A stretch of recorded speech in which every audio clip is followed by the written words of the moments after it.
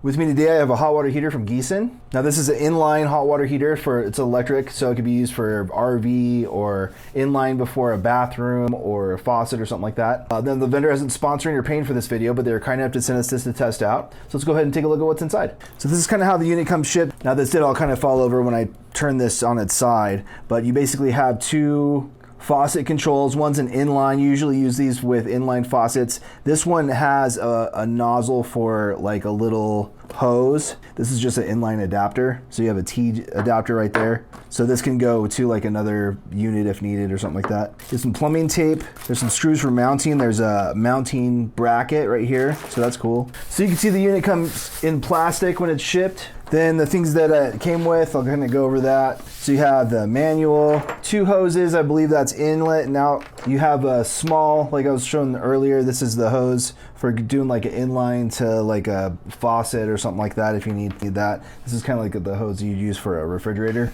Possibly could be for use with the refrigerator or if you're in RV setting. Some of those have the faucets with the hot water tap on them. There's also plumbing tape. There's screws and for this mount here. So this is how the machine will be mounted. On the back here, it'll sit kind of like that. So that's how you'll mount it. This doesn't look like that mounts fairly well. So I think this is just for stabilizing if you need to mount this and then have maybe something in here. So aside from that, this is all the stuff that it comes with. Now, as far as the unit goes, it's a simple sort of knob. It'll say if it's heating mode and what sort of functions are running at that time. Now, there's not too much that would be hooked up to this. Basically, you have your inlet and then you have your hot water outlet. Now, I'm not sure as far as running this inline, say if you had hot water coming in, because like we have an inline hot water heater that would send hot water to this to then be heated up again so that you have hot water on tap. So it's like right there by the faucet. So it doesn't state a temperature inlet.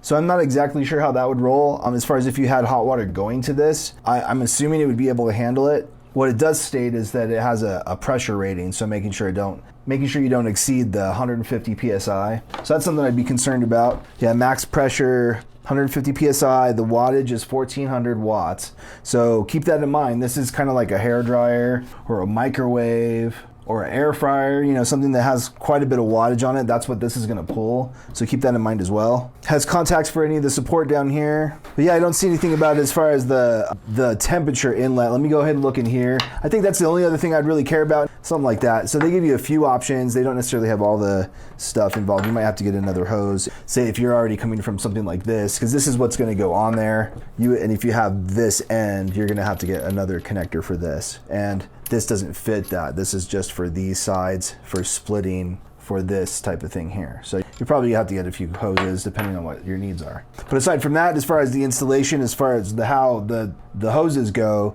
make sure you review that. This is just 1/2 inch. And then I believe this is 1/4 inch here. Yeah, this doesn't say what this is. I think it's either, I forget what the standard is. It's just the standard for what you would hook up to a faucet. But this is 1/2 inch on this side. This is either 1/4 or 3/8. I think it's 3/8. Any other hoses anyway. So this is gonna be more of a standard for RVs. That's fine. That'll work with what you have there. But if you're looking at anything else, just plan for that as far as hoses. And what's great is that there's not a lot of like involved technology that you need to have other than turn it on and go, right?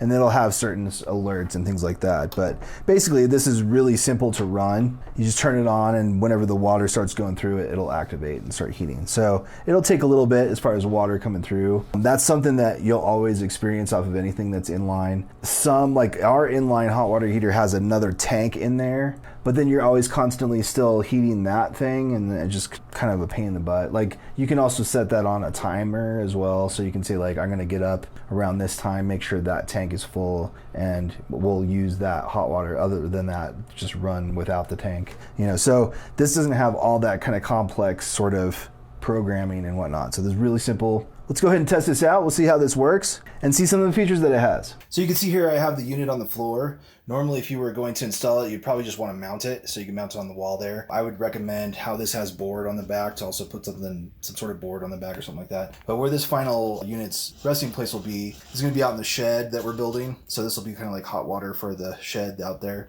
But right now I'm going to divert some of the cold water. You can see it's tapped into the cold line there. It's going to go through the unit and I'm going to go ahead and test it out as far as the temperature with the thermometer. And we can see the temperature that it shows based off of what it's reading. So I'm going to go ahead and turn this on and get this going. So you can see the unit's controls are fairly simple. Of course, the unit's wobbly because it's not mounted, but basically it just has a dial here that you can kind of turn up the temperature that you want. You kind of see how easily it's just one dial that you set. So that's pretty cool. I like that. All right, so one of the things I'm learning with this is that it takes a little bit to warm up. It's electric, so it's not like gas where it just kind of turns on right away. I did have a little bit of spray. I thought that I secured all that down, but I would just make sure that any of your hoses here, that they're really secure. Also, I'm glad to test this in this fashion because this thing's heavy, like just the whole unit with water on there. So make sure that when you mount it, that it's mounted really secure and that it can actually support this unit plus the water, because the unit itself is really light. So just take into consideration this is going to hold a lot of water while it's heating it. So you can see there, and so I have the water kind of going into the bathroom there. I'm going to go ahead and test that just to show you the temperature. Now the temperature doesn't seem to be exactly 91 quite yet because I'm just running a little bit of water through here,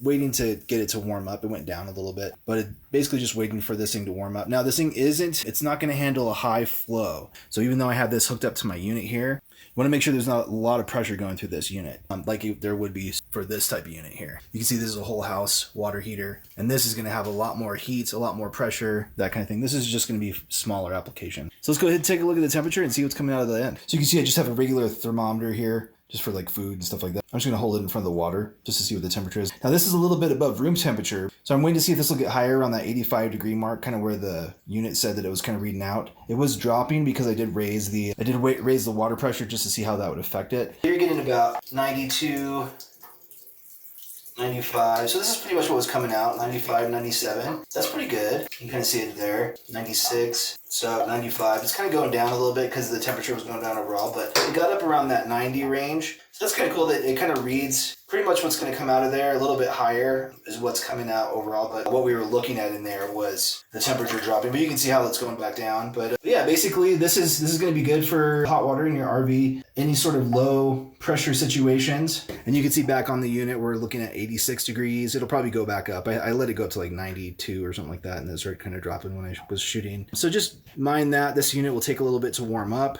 It'll take a little bit to kind of just hold the water in there. Again, I had a little bit of pressure issues with the water coming out. You can see some spots there, just around there, just some leakage. So just make sure that that's also secure. I don't think that's necessarily an issue with the flow rate, because I can turn up the flow and it'll just go down. If I turn it up too high, then it will kind of leak a little bit. And then cranking up the heat, you can always do that. I think this thing gets up to about 140, so we'll see if that's accurate or not. But yeah, I'd really make sure to test this out first before you install it. Make sure everything's working properly. Make sure that the pressure is what you need for your RV or the situation you're using it in. Another thing that's great is it's easy to drain. You can kind of see there that I have it draining into the sink. It has this sort of ledge that allows it to sit. You can see there. So I thought of that at least. You need to drain this out. Makes it easy to let it sit there for a while. That's pretty cool. So I hope this video helped answer some of the questions you had about this unit and if it's the right one for you.